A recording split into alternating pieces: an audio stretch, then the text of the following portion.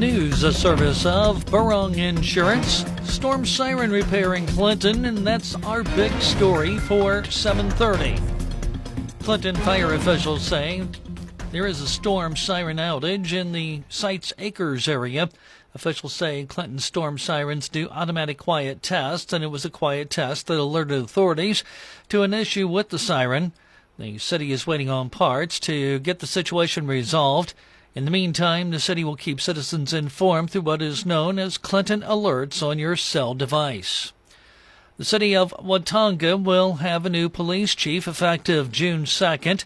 City officials say Briston Lowry has over a decade of law enforcement experience, previously serving as a sergeant in the Watonga Police Department and lead investigator for the Blaine County Sheriff's Department. In the coming weeks, Chief Lowry will be meeting with community members, local organizations, and department staff to listen, learn, and share his vision for the future of public safety in the city of Watonga.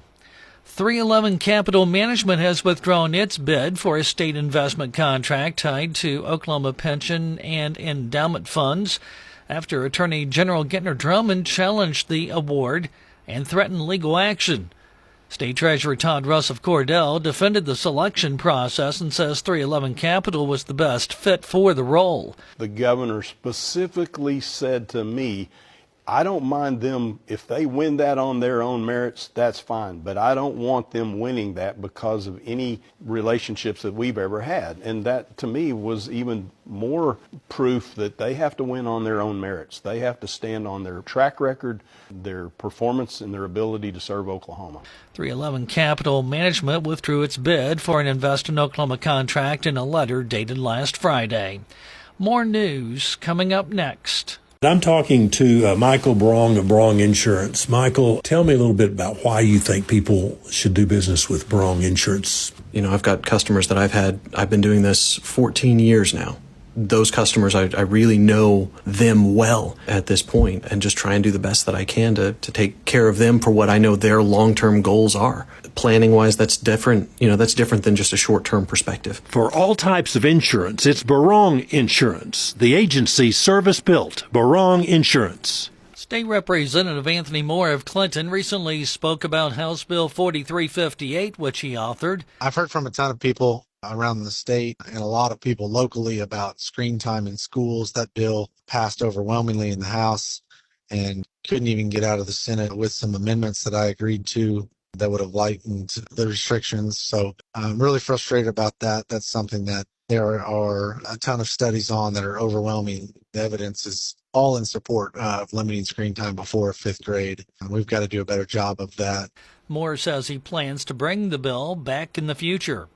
Outgoing Western Technology Center Superintendent Kathy Corning recently reflected on her time working for the institution. Corning highlighted the growth of WTC throughout the years. I'm excited about the progress that Western Technology Center has made. From the time I started, we were one campus, and now we're 5. I believe we had 10 programs when I first started, and it was one campus. We've made such progress in our facilities, in our offerings, and I'm really proud of that. Corning will be succeeded by current Arapahoe Butler School Superintendent Jay Edlin. The Route 66 Birthday Bash in Weatherford will be June 6th, says Chamber of Commerce Executive Director Kim Silman, who shares more about the event. We'll have our annual homemade ice cream contest, 2 live bands, a kids' car parade, live bingo, and more. This year's Birthday Bash will celebrate the centennial of Route 66.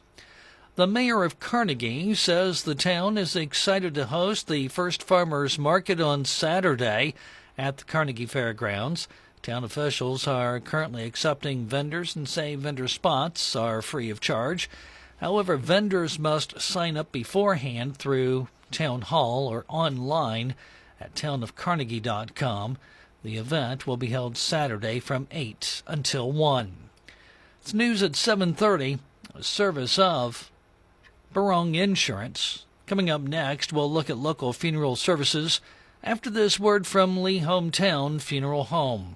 When you lose a loved one, it's important to have someone who's compassionate, understanding, and personal. Brandon Lee with Lee's Hometown Funeral Home in Clinton is dedicated to honoring your loved ones with heartfelt service.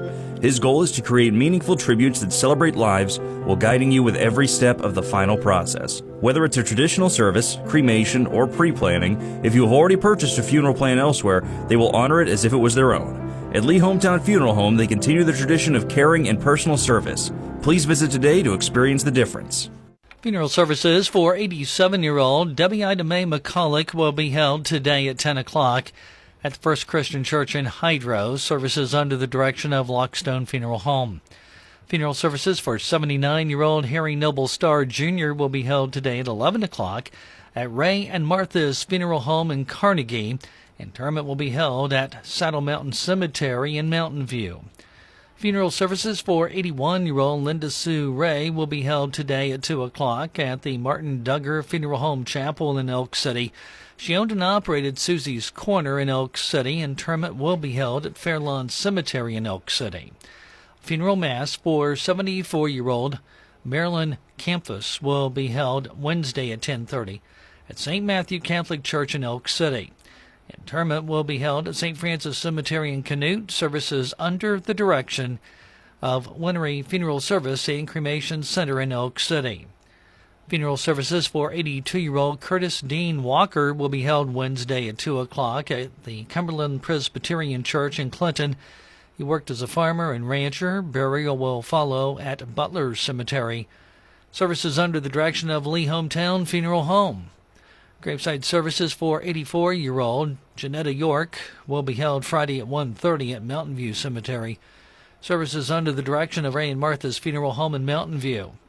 Graveside services for 90-year-old Alexander Johnson Miller will be held Tuesday, June 2nd at Canute Cemetery. He worked in the automotive and appliance repair industries. Services under the direction of Martin Duggar Funeral Home and Cremation Center in Elk City. Today's funeral notices a service of Brandon Lee at Lee Hometown Funeral Home in Clinton.